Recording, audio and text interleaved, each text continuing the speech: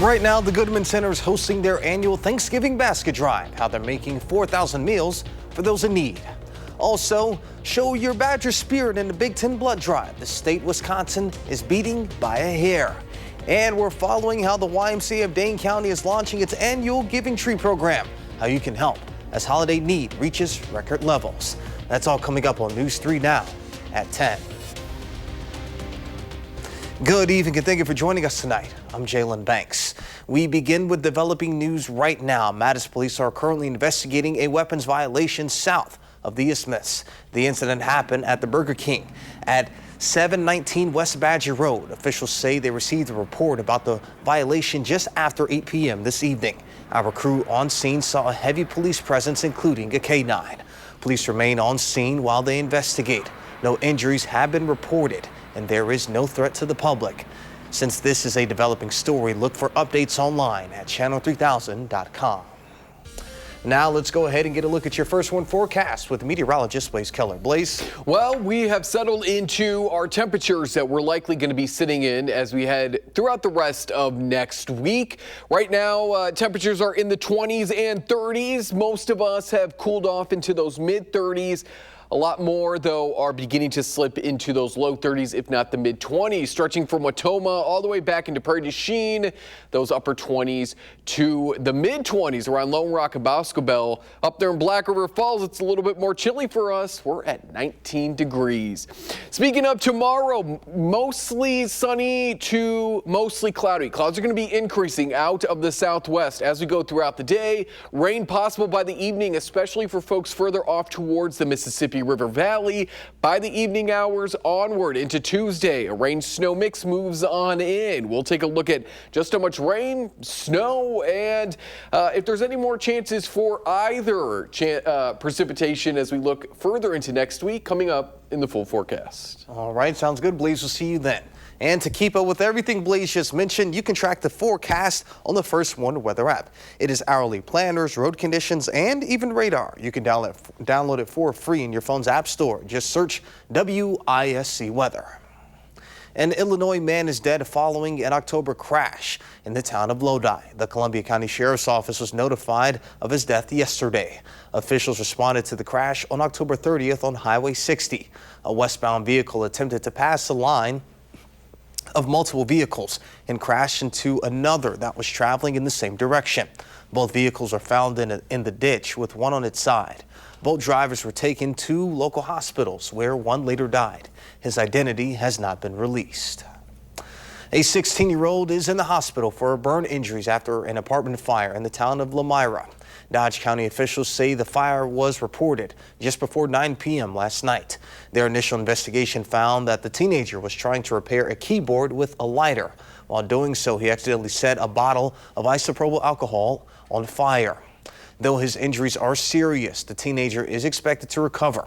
Officials are ruling the cause of the fire as accidental. Do you know the alder for your district? If your answer is no, a great chance to get to know them is coming up if you live downtown. The city of Madison is hosting a downtown alders meeting and a meet and greet this Tuesday. The event will allow residents and business owners the opportunity to directly meet with and connect with downtown alders. In attendance will be alders from District 8, 6, and 4. They'll be discussing ongoing projects, community priorities, and initiatives that impact the downtown area. The meet and greet is free to attend, and it takes place from 6:30 to 8:30 p.m. at the Madison Senior Center. Again, that's on Tuesday. Now you have a chance to support the Badgers and your local community in one fell swoop as part of the We Give Blood Drive. The Big Ten is teaming up with healthcare technologies company Abbott for a second year to run the drive. We Give Blood is an annual competition among Big Ten schools to see who can donate the most blood throughout the college football season. And Wisconsin needs your help. The state is neck and neck in first place with Nebraska at just over 11,000 donors. Head to bigten.org/Abbott/donate to find out where you can give blood. Then upload your proof of donation to that same website to make sure it's counted in the competition. Thanksgiving is next week, and as families prepare for the holiday, News 3 Now is partnering with the Goodman Community Center to feed 4,000 households. Our Tanisha Shaw is covering how you can help put food on table for those in need. The holiday season is just days away. Giving back is crucial during the holiday season. The Goodman Community Center continues to give back with their Thanksgiving basket drive. This acts as a catalyst of how do we bring people up and really power the center for the rest of the year. Families are always in need of food. In Wisconsin, 1 in 8 people are impacted by food insecurity. And out of the nearly 700,000 people that are facing hunger, more than 200,000 of them are children, according to Feeding America. This time of the year is critical because some students will likely miss meals during their holiday break. We are seeing a record high of community members coming to use our pantry services, and that really indicates that something's happening in the wider world. What we have found in the last few years is that there is a lot of need in our community, and we certainly want to make sure that everyone that we possibly can has a great Thanksgiving meal with friends and family. The Goodman Community Center is staying true to their mission by feeding families for 37 years in a row. Our community here is something that is really special. This year, the Goodman Community Center plans to feed 4,000 households. And you see this food around me, well, there's gonna be about double the amount when they give out those Thanksgiving baskets. But in order to do so, they are gonna need your help. This is intentional. We partner with community members and community partners across Madison who help align and connect us to either vulnerable community members or people who just really need that extra support. Here are a few ways that you can help. First, you can donate Thanksgiving groceries like a frozen turkey or stuffing and other items. You can make a monetary donation directly to the Goodman Center or host a fundraiser. And you can also donate your time by helping distribute the Thanksgiving baskets. Anything you can do helps. I think people sometimes get caught up in the 4 boxes of macaroni and cheese isn't that much of a help when we're trying to get to that 4,000 number. We have to get there one at a time. Anything that you can do right now is a help, and you'll be a part of making this event successful. Tanisha, thank you. Again, you can start donating money online right now at goodmancenter.org/donate. Also online is their shopping list for all the groceries needed. They include frozen turkeys, gravy, canned veggies, cranberry sauce, stuffing, and among other things. Bring those groceries for the drop-off at the Goodman Community Center until the 23rd of November. The times you can drop off food vary, so make sure you check the center's website. The YMCA of Dade County is launching its 8th annual Giving Tree program as holiday need reaches record levels. The program connects community members with families requiring everyday essentials. This year, demand has surged more than 50%, with 280 families and almost 600 children seeking help compared to the 180 families from last year. The need this year is greater than it's ever been. We went from 180 families last year to over 280 this year. So it's over a 50% increase, supplying not only the families, but within that 570 kids as part of those families. Anyone can participate by selecting a tag from the tree or shopping through the YMCA's Amazon registry. The YMCA partners with schools, social workers, and local nonprofits to identify families in need. And coming up next on News 3 Now at 10, Blaze returns with a complete look of your first one forecast. And tariffs and high grocery prices could spoil your Thanksgiving meal. How much you can expect to pay. Plus, the House is expected to vote this week on the release of the Epstein files. Who's at the forefront of the push? That and more next.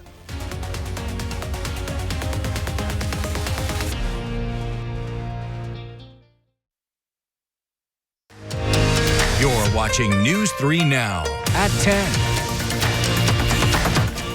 High grocery prices and tariffs could spoil your Thanksgiving menu this year. That's because the cost of some key holiday staples are going up. These rising costs come as many people are already struggling to afford food. Jen Sullivan explains the reasons behind the soaring prices.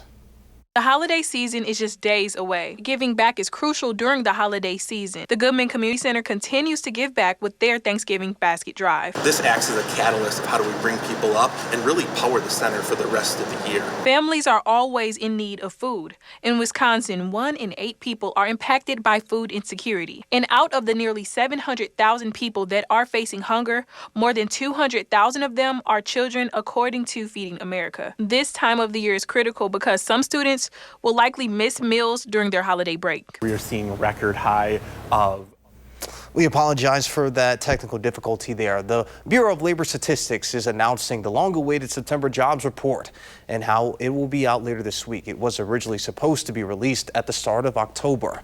That report is set to come out on Thursday, November 20th. But economists say it's likely the following report from the month of October will be likely incomplete upon release. That's because the job report is made of two components: business surveys and household surveys. Though companies reported their survey answers, there was no federal staffing to carry out household surveys. The household survey is what is used to calculate unemployment rates. New research is revealing a potential reason for a troubling increase of colon cancer in younger female adults. The JAMA study suggests that eating too many ultra-processed foods may be linked to a higher risk for the disease. Researchers looked at 29,000 female nurses over a 13-year period. Those who had about 3 servings a day increased their risk of precancerous polyps by 3%. And there was a 5% increase for those who averaged 10 servings a day for ultra-processed foods. Well, we think that the ultra-processed foods are changing your microbiome. So those are the bacteria in your gut. So that causes increased inflammation. It can cause increased permeability of the gut wall. And then secondly, we know ultra-processed foods are associated with an increased risk of obesity and diabetes, which we also know increase the risk of various cancers, including perhaps colon cancer. Foods that are particularly high risk include soda, including diet soda, ready-to-eat meals, and packaged snacks, sauces, and condiments. Dr. Celine Galder says if there's an ingredient you can't pronounce in a food, it's likely ultra-processed. The federal government is planning to come out with a definition to help consumers. Less than 2 days after President Trump called Republican Representative Marjorie Taylor Greene a traitor, the Georgia Congresswoman says she remains loyal to the president, but wants the Justice Department to release all the case files related to the convicted sex offender, Jeffrey Epstein. This comes as a number of lawmakers from both sides of the aisle are pushing for the files to be released. CBS News' Willie James Inman has more. Days after President Trump announced he is withdrawing his support for Republican Congresswoman Marjorie Taylor Greene, the Georgia Republican says she still supports the president. And I do support him and his administration. Appearing on CNN's State of the Union, Greene said she remains loyal to the president, even after she pushes for the Justice Department to release all of the remaining case files related to convicted sex offender Jeffrey Epstein.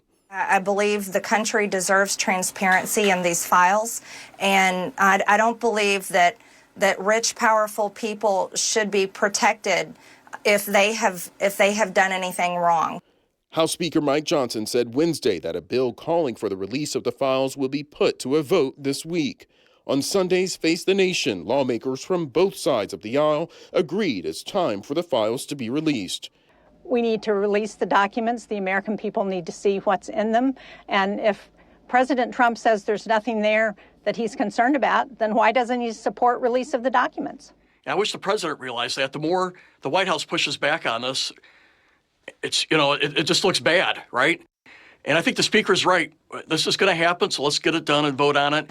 And there's new CBS News polling out today on the role that Democrats and Republicans played in ending the record-breaking shutdown. Most Democrats surveyed said their party compromised too much. Most Republicans say their delegation's approach to compromise was about right. And by a wide margin, Americans say it was Republicans and President Trump who succeeded in getting more of what they wanted from the negotiations to end the shutdown. Willie James Inman, CBS News, West Palm Beach, Florida. House Republican leaders are aiming to hold a vote as early as Tuesday on legislation to force the full release of the Justice Department's files on Jeffrey Epstein. Sources familiar with the vote tell CBS News. We'll certainly keep our eye on that as Tuesday approaches, but for now, let's go ahead and get a look at your first one forecast. Blaze? And we are going to be settling into those 40s, maybe slipping into the 50s by next Thursday. We've got a couple chances for rain and a rain-snow mix. The first mix is going to occur starting later Monday into Tuesday.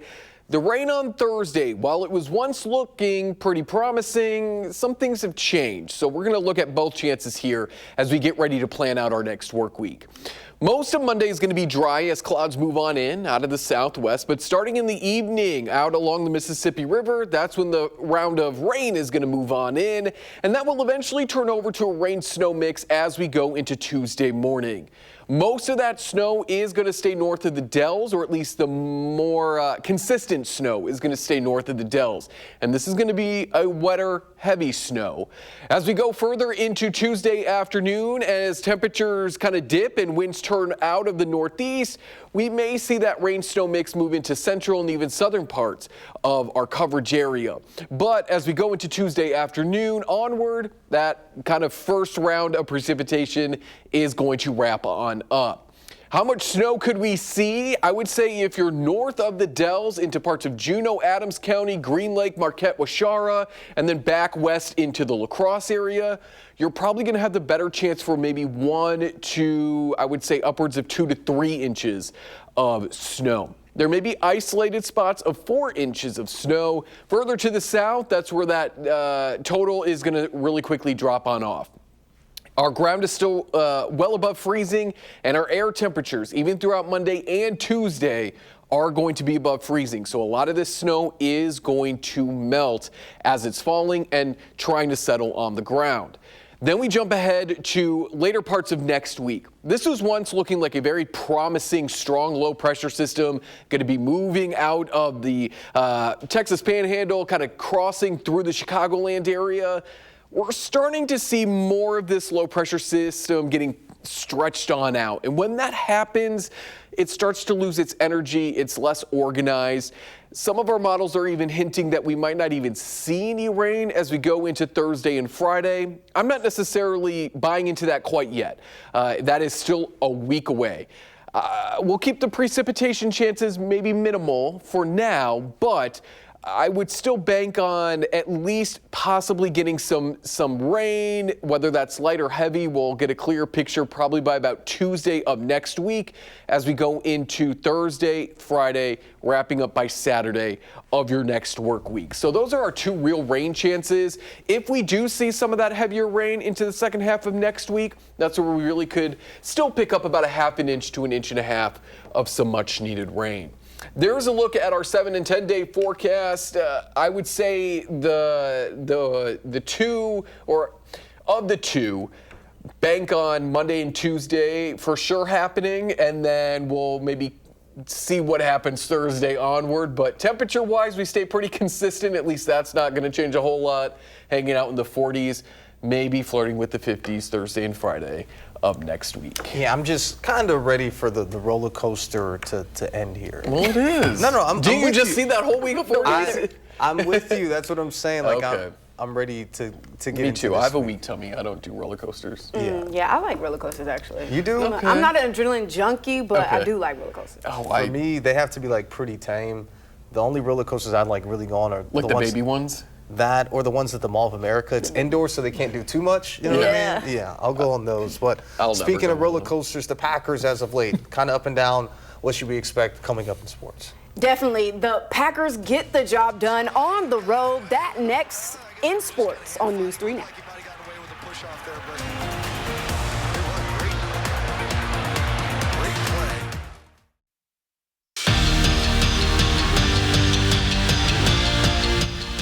Sitting at third in the NFC North, the Packers were on the road in New York, taking on the Giants in what you would have thought was a game of tug-of-war.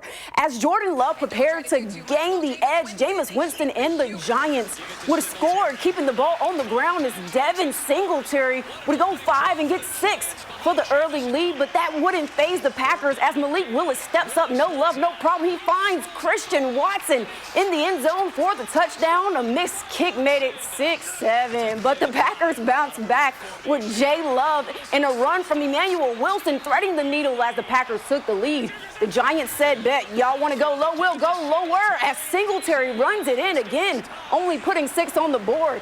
tied in the third, 66 yards down the field. Love locates Josh Wiley all by himself for a touchdown that would take the lead, but the Giants crept back, making it a 1-point game in the fourth, and Love over the top with a dime in traffic to Watson again, who pulls it in. The Packers would go on to pull the Giants over the line, sealing it in the last seconds. Micah Parsons sacks Winston, and Green Bay would go on to win on the road 27-20. For more on this win, Jason Wilde has you covered. It's almost hard to imagine things starting much worse than they did for the Packers on Sunday against the New York Giants at MetLife Stadium.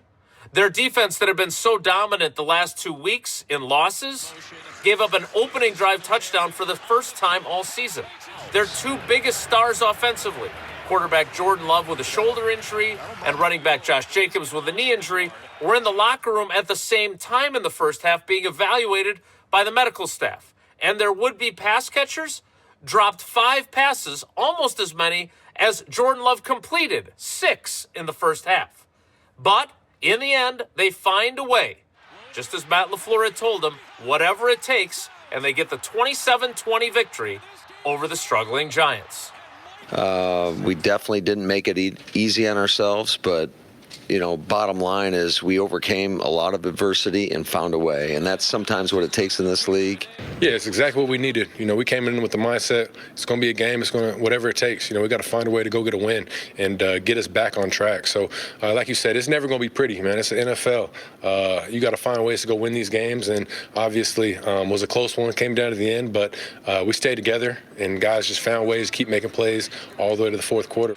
It was not perfect, but it was good enough for the Packers to take a 6-3-1 record into next Sunday's matchup with the Minnesota Vikings at Lambeau Field. 2 quick notes worth mentioning. One, Josh Jacobs' knee injury is not thought to be season-ending, but it is likely enough to make him miss at least Sunday's game against the Vikings, if not a little bit longer. And 2, the Packers have to figure out what they're going to do with the kicking situation now. Lucas Havrasik, who had been perfect, missing 2 extra points in the very windy conditions at MetLife Stadium. We'll have full coverage of everything Packers from the game and beyond on channel3000.com. And while you're there, make sure you sign up for our Packers newsletter, which delivers our coverage directly to your inbox every single day.